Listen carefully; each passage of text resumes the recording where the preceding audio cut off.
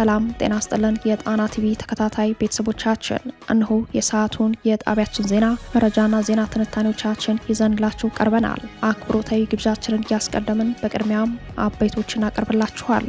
የፋኖ ኃይሎች ከአገዛዙ ጦር ጋር በወሎ ቤተ አማራና ሸዋ ቀጠናዎች ከባድ ውጊያዎችን ሲያካሂዱ ውለዋል። በቤተ አማራ የመብረቅ ክፍለ ጦር በወግዲና አካባቢው መጠነ ሰፊ ተጋድሎ በማድረግ ድል ሲያስመዘግብ፣ በሸዋ ሶስተኛ ቀኑን ያስቆጠረው ትንቅንቅ በድል ታጅቦ ቀጥሏል። በጎንደር ሰፊ ቀጠናዎችን የሸፈነ አዲስ የውጊያ ግንባር ተከፍተዋል። ዝርዝር የአውደ ውጊያ መረጃዎቹ ቀጥታ ከግንባር ይቀርባሉ። የብልጽግናው አገዛዝና የአስመራው ገዢ ከፍተኛ ወታደራዊ ፍጥጫ ውስጥ በገቡበት በዚህ ሰዓት የኤርትራ ጦር ከፍተኛ የተባለለት የከባድ መሳሪያ ተኩስ ልምምድ መጀመሩን የጣና ወታደራዊ ምንጮች አረጋግጠዋል። ኤርትራን፣ ኢትዮጵያንና ሱዳንን በሚያዋስነው አልፋሽጋ ትሪያንግል የተጀመረው የከባድ መሳሪያ ልምምድ ወታደራዊና ጂኦፖለቲካዊ አንደምታ በዜና መረጃችን ቃኝተነዋል። በሌላ በኩል በትግራይ የመንግስት ሰራተኞች የስራ ማቆም አድማ መጀመራቸው ሲሰማ የጊዜያዊ አስተዳደሩ ፕሬዝዳንት ጄኔራል ታደሰ ወረደና ደጋፊዎቻቸው አደጋ ላይ ናቸው ተብሏል። ይህም ሌላኛው መረጃችን ነው።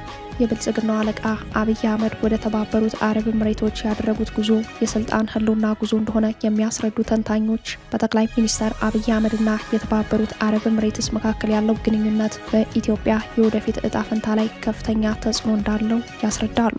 ለመሆኑ የአብይና የኤምሬቶች ግንኙነት ከኢትዮጵያ ብሔራዊ ጥቅም አንጻር እንዴት ይቃኛል ስንል መረጃዎችን ፈትሸናል፣ ምሁራንን አናግረናል። ለሰዓቱ የመረጥንላችሁ ቀጠናዊ ዜና ትንታኔያችን ነው። እነዚህንና ሌሎችን ይዘናል። አሁን ወደ ዝርዝር መረጃዎቹ እናምራለን።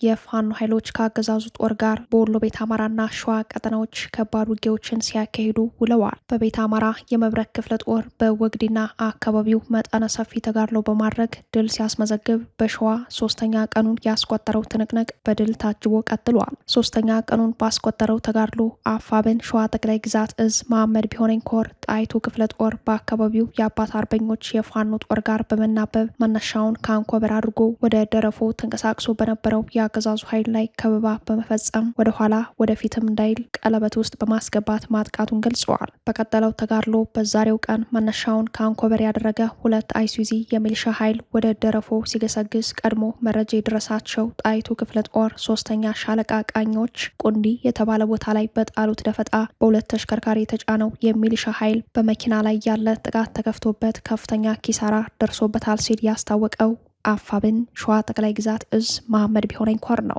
በቀጠናው የሚደረገው ተጋድሎ አሁንም የቀጠለ ሲሆን ሸዋ ጠቅላይ ግዛት እዝ ጣይቱ ክፍለ ጦርና ግራዝማች አበባየው ተክለወልድ አርበኞች ጦር በጋራ የገባው ጠላት እንዳይወጣ በማድረግና እንቅስቃሴውን በመግታት የአገዛዙ ጦር ባለበት ሆኖ በከበባ የሚያወጣውን ኃይል እየተጠባበቀ እንዲቆይ አድርገውታል። ይሁን እንጂ የተከበበውን የአገዛዙን ጦር ለመታደግ ወደ ቦታው ሲገሰግስ የነበረውን ተጨማሪ ኃይል በየቦታው በደፈጣ በማስቀረት የጣይቱ ልጆች ለጠላት የማይቀመሱ ሆነዋል። በቀጠናው አሁንም ተጋድሎ የቀጠለ ሲሆን ውጊያው ሶስተኛ ቀኑን ያስቆጠረ መሆኑን አፋብን ሸዋ ጠቅላይ ግዛት እዝ መሐመድ ቢሆነኝ ኮር ባደረሰን የግንባር መረጃ ላይ አመላክተዋል። በሌላ የግንባር መረጃችንም አፋብን ምኒልክ እዝ በንጉስ ሚካኤል አሊ ኮር ስር የሚገኘው መብረቅ ክፍለ ጦር ዛሬ መጋቢት 5 ቀን በወግዲ ወረዳ ማካፍታና አብየ ጎርባ ቀጠናዎች ባደረገው የተቀናጀ ወታደራዊ ኦፕሬሽን የአገዛዙን ጦር ክፉኛ መምታቱን በግንባር መረጃው ገልጿል። አድማጭ ተመልካቾቻችን የዚህን አውደ ውጊያ ዝርዝር መረጃና በጎንደር ቀጠናዎች የተካሄዱ የአውደ ውጊያ መረጃዎችን የግንባር ዘጋቢያችን ቀጥታ ከስፍራው የሚከተለውን መረጃ ያደርሰናል። ሰላም ጤና ይስጥልን። ወደ ጣና ሳተላይት ቲቪ አድማጭ ተመልካቾቻችን እንደምን ዋላችሁ። ወደ ዕለቱ የግንባር መረጃዎቻችን ስናመራ በወሎና በጎንደር በዛሬው ዕለት በተካሄዱ አውደ ውጊያዎች ላይ ያተኮረ ይሆናል። በመጀመሪያም በወሎ ቤተ አማራ በተለይም በምዕራብ ወሎ ቀጠና የሚንቀሳቀሰው ራስ አሊ ንጉስ ሚካኤል ኮር የመብረቅ ክፍለ ጦር በዛሬው ዕለት በውግዲ እና በአካባቢዋ መጠነ ሰፊ የሆነ ድል አስመዝግቧል። እንግዲህ ከሰሞኑ ትናንት ማለትም የተመረቁ ልዩ ኮማንዶዎች ከዚህ አካባቢም ስለነበር እንደዚሁም በጎጃም እንደዚሁ ሸዋን የሚያገናኝ ቦታ ላይ ከባድ ትናንት ሁሉንም ያስደሰተ ድል በመገኘቱ የተነሳ የአገዛዙ ሰራዊት በውግዲ ወረዳ በተለያዩ ቦታዎች ላይ የፋኖ ኃይሎችን ለማጥቃት ተንቀሳቅሰው ነበር። ነገር ግን በንጉስ ሚካኤል አሊ ኮር ስር የሚገኘው መብረቁ ክፍለ ጦር በዛሬው ዕለት በአብየ ጉርባ ቀጠና አብየ ጉርባ በተባለ ቦታ ላይ ትናንት ማምሻው እንደውም ዛሬ ጧት ላይ ጀምሮ ያገዛዙን ሰራዊት ከባድ ምታሳርፎበታል። በዚህም እንግዲህ ከሰብአዊና ቁሳዊ ኪሳራ አድርሶበታል። አንድ ብሬን እንደዚሁም 4 ክላሽንኮቭ ጠመንጃዎች፣ በርካታ የጥይት ተተኳሽ፣ በርካታ ሰነዶች እንደዚሁም ቁሳቁሶች በመብረቁ ክፍለ ጦር ስር መግባታቸውን የንጉስ ሚካኤል ራስ አሊ ኮር የህዝብ ግንኙነት ኃላፊ አርበኛ ቀላብ ወርቅዬ ለጣና ሳተላይት ቲቪ ገልጾልናል። እንደዚሁም በዛሬው ዕለት በዚሁ በምዕራብ ወሎ ቀጣና በለገሂዳ ወረዳ ማካፍታ በተባለ ቀጠና በማካፍታ ትምህርት ቤት አንድ ሙሉ ሻለቃ ያገዛዙ ጦር ከፍተኛ ጥቃት ተሰንዝሮበታል። በርካቶቹ ተመተዋል፣ በርካቶቹ ተደምስሰው፣ በርካቶቹ ሙትና ቁስለኛ ሆነው ወደ ለገሂዳ እንደዚሁም ወደ ወረኢሉ ሆስፒታል መሄዳቸውን አሁንም የንጉስ ሚካኤል ራስ አሊ ኮር የህዝብ ግንኙነት ኃላፊ አርበኛ ቀላብ ወርቅዬ ለጣና ሳተላይት ቲቪ በድጋሚ ገልጾልናል። እንግዲህ ጥላት በደረሰበትም ከፍተኛ ሽንፈት ተበሳጭቶ በዙ 23 እንደዚሁም በመርፍ እንደዚሁም በሞርታል በአካባቢው ማህበረሰብ ላይ ጉዳት ማድረሱንም ከቦታው ያገኘነው መረጃ እንደዚሁም በኮሩ ገልጾልናል። እንግዲህ በኮሩ መረጃ መሰረት ከ4 በላይ የአርሶ አደር ቤት ሲወድም እንደዚሁም 2 ንጹሃኖች ሳይጎዱ እንዳልቀረም ከቦታው የደረሰን መረጃ ያመለክታል። በዚሁ ወደ ሌላው ቀጠና ስናመራ በጎንደር ትናንት ጀምሮ ዛሬም ሙሉ ቀን በዋለው አውደ ውጊያ በተለይም የበፊቱ የዋላይ ክፍለ ጦር በአሁኑ ሰዓት ደግሞ የኢንፍራንስ በለሳ ታዲዮስ ታንቱ ክፍለ ጦር ለ2 ቀን የዋለውን አውደ ውጊያ በአሁኑ ሰዓት በድል አጠናቆ ተመልሷል። እንግዲህ ከቦታው ምን ያህል የጥላት ኃይል እንደወደቀ ባይታወቅም ነገር ግን በአካባቢ የሚታወቁና አልመከር ያሉ ከ6 በላይ የአካባቢው ሚኒሻዎች መደምሰሳቸውን አርበኛ አማኑኤል ለጣና ሳተላይት ቲቪ ገልጾልናል። አርበኛ አማኑኤል እንደገለጸልን ክፍለ ጦሩ ከ6 በላይ የነፍስ ወከፍ መሳሪያዎችን ማግኘት ሲችል በርካቶችን ግን አገዛዙ በተለያዩ ሽፋን በመስጠት በተለይም የአየር የድሮን እንቅስቃሴ አሰሳ እና ሽፋን በማድረግ የከባድ መሳሪያ ሽፋን በማድረግ በአሁኑ ሰዓትም ውጥረቱ በዛው በአካባቢው እንደቀጠለ ሲሆን የተገኙ የቁሳዊ ማቴሪያሎች እንደዚሁ ምርኮኞችን ሙሉ መረጃዎች ከቦታው አለመገኘታቸውን ገልጾኛል። ነገር ግን በአካባቢው ከባድ ውጥረት እንደነበረና በተለይም አስዋጋሪ በተባለው ቦታ ላይ ጥላት በከፍተኛ መጠን መመታቱን ከቦታው ገልጾልናል። ለተናቀሩት መረጃዎች ተስፋዬ ልሳኑ ነኝ ከዛው ከትግሉ ሜዳ።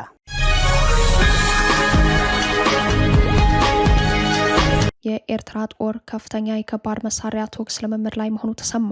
ልምምዱ በኢትዮጵያ ሱዳንና ኤርትራ አዋሳኝ በሆነው በአልፋሽካ ትሪያንግል በኩል መሆኑ ትኩረት ስበዋል። የብልጽግናው አገዛዝና የአስመራው ገዢ ከፍተኛ ወታደራዊ ፍጥጫ ውስጥ በገቡበት በዚህ ሰዓት የኤርትራ ጦር ከፍተኛ የተባለለት የከባድ መሳሪያ ተኩስ ልምምድ መጀመሩን የጣና ወታደራዊ ምንጮች አረጋግጠዋል። የከባድ መሳሪያ ልምምዱ ትናንት መጋቢት 4 ቀን ከማለዳ ጀምሮ እንደተካሄደ ዛሬም ቀጥሎ መዋሉን ምንጮች ጠቁመዋል። የኤርትራ ጦር ከዚህ ቀደም በደቡብ ቀይ ባህር ቀጠና በአሰብ በኩል ለ3 ቀናት የዘለቀ የከባድ መሳሪያ ልምምድ ማድረጉን የሚያስታውሱ የጉዳዩ ተከታታዮች ይህኛው ልምምድ የተለየ ትኩረት የሳበው በብልጽግናው አገዛዝና በአስመራ ገዢዎች መካከል በሳውዲ አረቢያ፣ ቱርክና ኳታር ዲፕሎማቶች በኩል የተደረጉ የተናጠል ድርድሮች ከከሸፉ በኋላ መሆኑ በተለይ የከባድ መሳሪያ ልምምድ ቦታው ለጉዳዩ ትኩረት እንዲሰጠው ያደረገ ሆኗል። በኤርትራ ምዕራባዊ ግዛት ዞባ ጋሽ ባርካ ተብሎ በሚጠራው ቀጠና 3ቱን ሀገራት በሚያዋስነው የኦምና ሀጀር አካባቢ የተካሄደው የከባድ መሳሪያ ልምምድ በአመዛኙ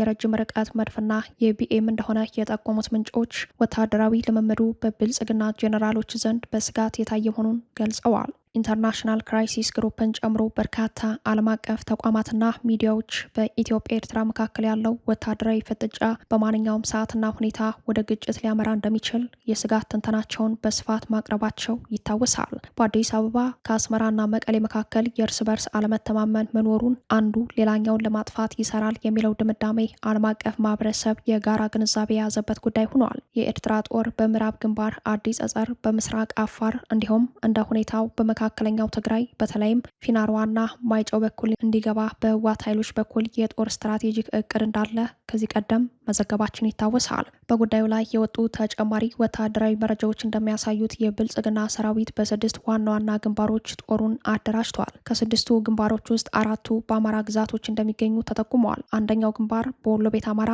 የእጁና ራያ ቀጠና ያለው ወልዲያ ቆቦ ራያ ሲሆን ሁለተኛው ግንባር ከላስታ ይዞ ዋግምራ አበርገሌ ሆነዋል። ሶስተኛው ግንባር ደግሞ የሁመራ ሱዳን ግንባር ሲሆን አራተኛው ግንባር ከጠለምት ይዞ የተከዜ መስመርን በመከተል የሚወርደው የወልቃይት አዲጎሹ ግንባር እንደሆነ በወታደራዊ መረጃው ላይ ተመላክተዋል። ቀሪ ሁለቱ የጦር ግንባሮች ደግሞ በራያ ቆላማ ቀጠናዎች ትይዩ ከአፋር አዋሳኝ በኩል የሚነሱ ሲሆን አምስተኛው ግንባር የሆነው በራያ ቢሶበርና ራያ ጨርጨር ትይዩ የሚገኙ ቀጠናዎች እንዲሁም የደቡብ ምስራቅ ትግራይ ቦታዎችን ይዞ ለመቀሌ ትይዩ በሆኑ በ100 ኪሎ ሜትር ርቀት ባሉ የአፋር አዋሳኞች የሚገኘው ቀጠና ራሱን የቻለ ግንባር ለማድረግ እንደታሰበ፣ የመጨረሻውና ወሳኙ ግንባር በአፋር ቡሬ በኩል በኤርትራ ሰብ ትይዩ እንደሆነ የሚጠቁሙት ምንጮች ውጊያው ቢከፈት ዋነኞቹ ግንባሮች እነዚህ ሊሆኑ እንደሚችሉ ነው የጠቆሙት። በእነዚህ 6 ግንባሮች መጠነ ሰፊ የብልጽግና ሰራዊት የተሰማራውን ያክል የኤርትራና የህወሓት ኃይሎችም ከነ ሜካናይዝድ ጦራቸው መሰለፋቸው በወታደራዊ መረጃው ላይ ተመላክተዋል። የኤርትራ ጦር ከሰሞኑ የከባድ መሳሪያ ልምምድ ያደረገው ከነዚህ ግንባሮች በአንደኛው ሲሆን የከባድ መሳሪያ ልምምዱ በስጋትነት የታየው የኤርትራ ኢትዮጵያና ሱዳን አዋሳኝ ቀጠና ላይ መሆኑ ነው ሲሉ ለጣና ያስረዱት የመረጃው ምንጮች ናቸው። በትግራይ የመንግስት ሰራተኞች የስራ ማቆም አድማ መጀመራቸው ሲሰማ የጊዜያዊ አስተዳደሩ ፕሬዝዳንት ጀነራል ታደሰ ወረደና ደጋፊዎቻቸው አደጋ ላይ ናቸው ተብሏል። ከወደ መቀሌ የወጡ መረጃዎች እንደሚያሳዩት በትግራይ የመንግስት ሰራተኞች የስራ ማቆም አድማና ከፍተኛ ቀውስ መቀስቀሱን ነው። በፌዴራል መንግስት የበጀት ቅነሳና መቋረጥ ምክንያት በትግራይ ክልል የሚገኙ የመንግስት ሰራተኞች ለከፍተኛ ማህበራዊና ኢኮኖሚያዊ ቀውስ መጋለጣቸው ተሰማ። ሁኔታው አሳሳቢ ደረጃ ላይ መድረሱን ተከትሎ በተለያዩ ዘርፎች የስራ ማቆም አድማዎች እየተደረጉ ይገኛል። በተለይ በክልሉ የሚገኙ መምህራን ላለፉት ወራት ያልተከፈላቸውን ደሞዝ በመጠየቅ በአሁኑ ወቅት የስራ ማቆም አድማ ላይ ይገኛሉ ተብሏል። ሌላኛው የስራ ማቆም አድማ ለመቀላቀል የተዘጋጀው የሰራተኛ ክፍል የትግራይ ቴሌቪዥን ሰራተኞች ናቸው ተብሏል። ሰራተኞቹ ለክልሉ ጊዜያዊ አስተዳደር ፕሬዝዳንት ሌተናል ጀኔራል ታደሰ ወረደ በጻፉት ደብዳቤ ደሞዛችን በአስቸኳይ የማይከፈለን ከሆነ ስራችንን ሙሉ ለሙሉ እናቆማለን ሲሉ በይፋ አስታውቀዋል። ህወሓት ባለፈው ጥር 18 ቀን በጠለምት ቀጠና የጦር ወረራ ከከፈተ በኋላ ከወታደራዊ ምላሹ ባሻገር የበጀት መቋረጥ እርምጃ የወሰደው የፌዴራል መንግስቱ የካቲት ወር ደሞዝ ለመንግስት ሰራተኞች እንዳልተከፈለ፣ በዚህም ወደ ስራ ማቆም አድማ መግባት እንደተጀመረ ነው የታወቀው። ይህ የበጀት ቀውስ በትግራይ ክልል ያለውን የመንግስት መዋቅርና መሰረታዊ አገልግሎቶች እያሽመደመደው ሲሆን ቀውሱ የጦርነቱን መጀመር ያፋጥነዋል ተብሎ ተሰግቷል። ይህ በእንዲህ እንዳለ የትግራይ ክልል ጊዜያዊ አስተዳደር ፕሬዝዳንት ጀኔራል ታደሰ ወረደና ደጋፊዎቻቸው አደጋ ላይ ናቸው ተብለዋል። በትግራይ የጀኔራሉ ደጋፊ ጋዜጠኞችን ጨምሮ በርካቶች እየታሰሩ መሆናቸው ተሰምተዋል። ከዚህ ጋር የእስር ዘመቻ ጋር ተያይዞ የጠቅላይ ሚኒስትሩ አማካሪ ጌታቸው ረዳ ከፍተኛ ቁጣቸውን አሰምተዋል። የስልጣን ዘመናቸው ሊጠናቀቅ ቀናት የቀራቸው የትግራይ ጊዜያዊ አስተዳደር ፕሬዝዳንት ጀነራል ታደሰ ወረደ ህወሓት ባቋቋመው ስውር ካውንስል የመፈንቅለ ስልጣን ሙከራ ከተደረገባቸው በኋላና እሳቸውም አባል የሆኑበት ካውንስል ከሚወስዳቸው እርምጃዎች ራሳቸውን ማግለላቸውን ተከትሎ አደጋ ላይ ናቸው። ጀነራሉ ብቻ ሳይሆኑ የጀነራሉ ደጋፊ ጋዜጠኞችና ፖለቲከኞችም ከዛሬ ጀምሮ በሚቀጥሉት ቀናት ቀለበት ውስጥ መግባታቸውን የሚያሳይ እርምጃ በመቀሌ ተጀምረዋል። እስር ተበራክቷል የሚሉት የመረጃው ምንጮች የሳልሳይ ወያኔ ትግራይ ፓርቲ አባልና የፖለቲካ ይዘት አዘጋጅ የሆነው ሸዊት ውዳሴ ከታሰሩት መካከል አንዱ መሆኑን ጠቁመዋል። የጠቅላይ ሚኒስትሩ አማካሪ ጌታቸው ረዳ እስሩን በተመለከተ ቁጣቸውን ከገለጹት ውስጥ ተጠቅሰዋል። ጌታቸው በይፋይ የትስስር ገጻቸው ባሰፈሩት መልእክት አትችሉም፣ ግን ከቻላችሁ ሸዊት ውዳሴን በሀሳብ ሞግታችሁ አሸንፉት፣ ያለ ምክንያት ስላሰራችሁት በአፋጣኝ ፍቱት ብለዋል። ይህ እስር በትግራይ ስለተፈጠረው የፖለቲካ መከፋፈል የሚናገረው እውነት አለ የሚሉት ለጉዳዩ የቀረቡ ምንጮች የአንጃ ባህሪ ለክልሉ ፖለቲካ አዲስ ባይሆንም የአሁኑ ግን ወደ መጠፋፋት ሊያመራ እንደሚችል ጠቁመዋል። በተለይ የመንግስት ሰራተኞች የስራ ማቆም አድማ መጀመራቸው በህወሓት በኩል ቀውሱን ለማምለጥ አይቀሬውን ጦርነት ሊያፋጥነው እንደሚችል በስጋት ተመላክተዋል። የብልጽግናው አለቃ አብይ አህመድ ወደ ተባበሩት አረብ ኤምሬቶች ያደረጉት ጉዞ የስልጣን ህልውና ጉዞ እንደሆነ ተጠቆመ። አብይ አህመድ የጦር አጋራቸው ወደ ሆነችው የተባበሩት አረብ ኤምሬትስ ያደረጉት ጉዞ ጨርሰው ወደ ኢትዮጵያ መመለሳቸው ታውቋል። አብይ የኢራን ጦርነት ከጀመረ ወዲህ በጦርነት በሚናጠው መካከለኛው ምስራቅ ይፋይ የስራ ጉብኝት ለማድረግ ያደረጉት ጉዞ የስልጣን ህልውና ጉዳይ ነው የሚሉት ተንታኞች በጠቅላይ ሚኒስትር አብይ አህመድና የተባበሩት አረብ ኤምሬትስ መካከል ያለው ግንኙነት በኢትዮጵያ የወደፊት እጣ ፈንታ ላይ ከፍተኛ ተጽዕኖ እንዳለው ያስረዳሉ። የብልጽግናው አገዛዝ የስልጣን ህልውና የተመሰረተው በአመዛኙ ከአቡዳቢ ጋር ባለው ግንኙነት ነው የሚሉት ተንታኞች የኢትዮጵያን ብሔራዊ ጥቅም አደጋ ላይ በሚጥሉ በአንጻሩ የኢሚሬቶችን ጥቅም በሚያስከብሩ ጉዳዮች ላይ እጁን ማስገባቱ የከፋ አደጋ እንዳለው ያብራራሉ። የአንድ ሀገር ዋና ብሔራዊ ጥቅም የሚባሉት የሀገረ መንግስት ደህንነት፣ ቀጣይነት፣ ሉዓላዊነትና የሀገር ግዛት አንድነት ናቸው የሚሉት ተንታኞች አንድ ሀገር እነዚህን ለሀገረ መንግስቱ ህልውና መሰረታዊ የሆኑትን ካረጋገጠ በኋላ ጥቅምና ቁመናን አመዛዝኖ የኢኮኖሚ ጥቅሞችን፣ የሀገር ገጽታና ዲፕሎማሲያዊ ተሰሚነትን እንደ ብሔራዊ ጥቅም አጀንዳ ወደ ማራመድ መሸጋገር እንደሚችል ያስረዳሉ። ሆኖም አብይ በእነዚህ መለኪያዎች በተለይም ለሀገር ህልውና መሰረት ከሆኑትም ሆነ ለሀገር እድገት አጋዥ የሆኑትን ብሔራዊ ጥቅሞች አንጻር ከኤምሬቶች ጋር የፈጠሩት ጥምረት አደገኛ ቁማር ነው ሲሉ ይገልጹታል። የተባበሩት አረብ ኤምሬቶች ለአብይ አህመድ እየሰጠች ያለው ያልተቋረጠ የገንዘብ የጦር መሳሪያ ድጋፍ በአፍሪካ ቀንድ ላይ ያላትን ፍላጎት ማስፈጸሚያ ጥሎች ተደርጎ ይታያል የሚሉ አስተያየት ሰጪዎች በበኩላቸው ኢትዮጵያ በዚህ ሰዓት የምትዘወረው በውጭ ኃይሎች ፍላጎት እንደሆነ አስረድተዋል። ኤምሬቶች በአፍሪካ ቀንድ ላይ ያላት ፖሊሲ የቀጠናውን የተፈጥሮ ሀብት ማዕድን፣ ወርቅ፣ የውሃና የእርሻ ሀብት በተለይ የኢትዮ ሱዳን ድንበርን ለረጅም ዓመታት በራሷ ቁጥጥር ስር መዋል ሲሆን በወደብ አስተዳደር ስም የቀይ ባህር ጂኦፖለቲካና ኢኮኖሚ ተዋናያ የመሆን ፍላጎት ጉጉት እንዳላት የሚያስረዱ ተንታኞች ለዚህ ፍላጎቶቿ በየሀገራቱ እነዚህን የውጭ ጉዳይ ፖሊሲዎቿን የሚያስፈጽሙላት ለብሔራዊ ጥቅሟ ተገዥ የሆኑ ተንበርካኪ ገዢዎችን የመፍጠር ስራዋ አብይ አህመድ ላይ የበለጠ እንደተሳካላት ይሞግታሉ። የፖለቲካ ግንኙነቱ ከሁለት ገዥ ኃይሎች የላኪና ተላላኪነት ግንኙነት ባሻገር የአፍሪካ ቀንድና ፖለቲካዊ መልክ እየቀየረ ይገኛል የሚሉት ተንታኞች ወታደራዊ ጥምረቶች ቀጠናውን ከቀደመው በከፋ የውክልና ጦር ሜዳ እንዳደረገው ይገልጻሉ። ሪፖርቶች እንደሚጠቁሙት በኢትዮጵያ ምድር ላይ የሱዳን ፈጣን ደጋፊ ኃይሎች ሰልጣኞች የሚገኙበት ሚስጥራዊ የስልጠና ካምፕ በኤምሬቶች ፋይናንስና ወታደራዊ ድጋፍ እየተካሄደ ነው። ይህ የሚያሳየው ኢትዮጵያ በኤምሬቶች የውጭ ፖሊሲ ፍላጎት ውስጥ ቁልፍ መሳሪያ የሆነች መምጣቷ ነው። ከሳውዲ ግብጽና ኤርትራ ጋር ያለው ፍክክር ሌላኛው ምክንያት እንደሆነ ይጠቀሳል። ኤምሬቶች ለብልጽግናው አገዛዝ የምታደርገው ወታደራዊና የድሮን ድጋፍ ከጎረቤት ሀገራት በተለይም ከኤርትራና ከግብጽ ጋር ላለው ወታደራዊ ፍጥጫ አገዛዙ እንደ ዋስትና ይጠቀምበታል ቢባልም አሰላለፉ ኢትዮጵያን በአረቡ ዓለም ሳውዲን ጨምሮ የአክሲስ ፖለቲካ ውስጥ እንድትገባ አድርጓታል ሲሉ የሚሞግቱ ተንታኞች ኢትዮጵያ የራሷ ባልሆነ ጦርነት ውስጥ እጇን ለማስገባት አገዛዙን ተጠያቂ ያደርጋሉ። በኤምሬቶች ፍላጎት ስር የወደቀው የአብይ አህመድ አገዛዝ የጎረቤት ሀገራት ጣልቃ ገብነትና የውክልና ጦርነት ተሳትፎ ኢትዮጵያን ከቀጠናው ነጥሏታል የሚሉት ምሁራን በሱዳን፣ በሶማሊያ አሁን ደግሞ በኤርትራ ጉዳይ ላይ ትንኮሳና ጣልቃ ገብነት ያለው እንቅስቃሴዎች በማድረግ ላይ ካሉት አብይ አህመድ ጀርባ እጇ ረዝሞ ይታያል ይላሉ። በሌላ በኩል ግንኙነቱ በተቋማት ደረጃ ሳይሆን የመሪዎች የግል ዲፕሎማሲ እንደሆነ የሚያስረዱት አጥኚዎች በአብይ አህመድና በመሐመድ ቢን ዛይድ መካከል ያለው ጥብቅ ግንኙነት ለአብይ የስልጣን ጉዳይ፣ ለመሐመድ ቢን ዛይድ ደግሞ የቀጠናው የመንፈስ አባት ለመሆን የሚያደርጉትን ሩጫ እንደሆነ ያስረዳሉ። ይህ ሂደት ከኢትዮጵያ ብሔራዊ ጥቅም ይልቅ የኤምሬቶችን ቀጠናዊና የበላይነት ፍላጎት የሚያስጠብቅ እንደሆነ በስጋትነት ያቀርቡታል። ጠቅላይ ሚኒስትሩ ሰሞኑን በኤምሬቶች ያደረጉት ጉብኝት የህልውና ጉብኝት ተብሎ የሚበየነው በሀገር ውስጥ ጦርነትና በቀጠናዊ ውጥረቶች ስልጣናቸው አደጋ ውስጥ ከመግባቱ ጋር ተያይዞ እንደሆነ ተንታኞች ያስረዳሉ።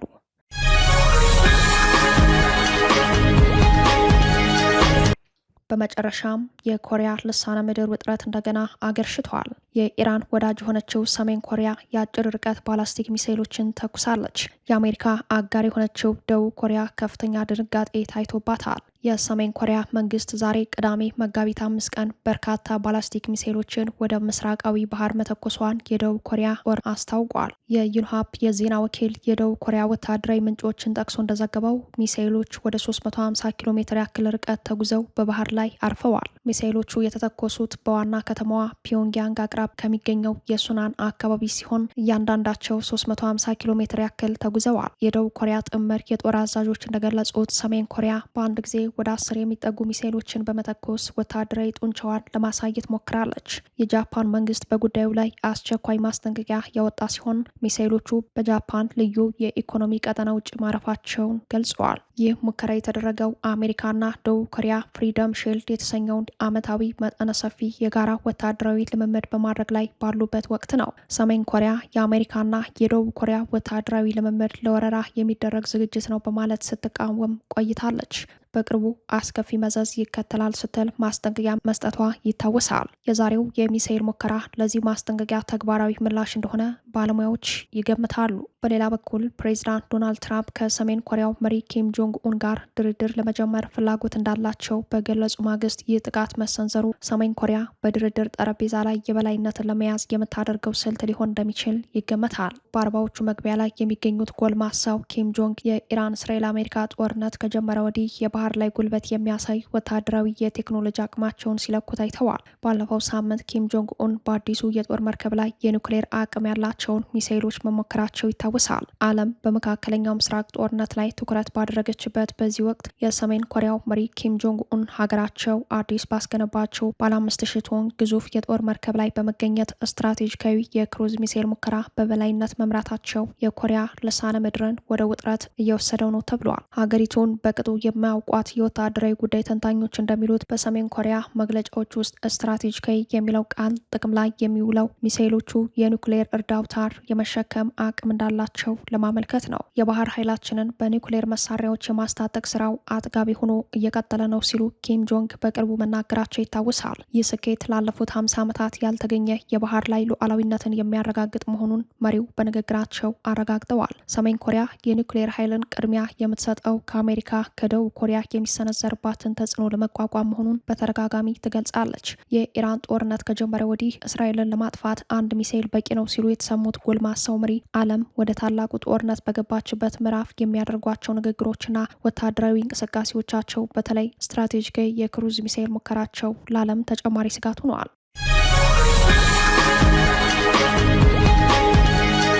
ክቡራትና ክቡራን ቤተሰቦቻችን ለሰዓቱ የተሰናዱት መረጃዎቻችን የተከታተሏቸውን ይመስሉ ነበር። አብራችሁን ስለቆያችሁ ልባዊ ምስጋናችን ይድረሳችሁ እያልን የጣና ቲቪ ወቅታዊ ዜናዎች፣ ትንታኔዎችና ልዩ ልዩ ፕሮግራሞች እንዲደርሷችሁ ቻናላችን ሰብስክራይብ በማድረግ ቤተሰብ ይሁኑ። በተሳትፎ የትግል ሚዲያው እንዲያጠናክሩ ጥሪያችን አቀርባለን። ጣና ቲቪ ከሀቅ ጋር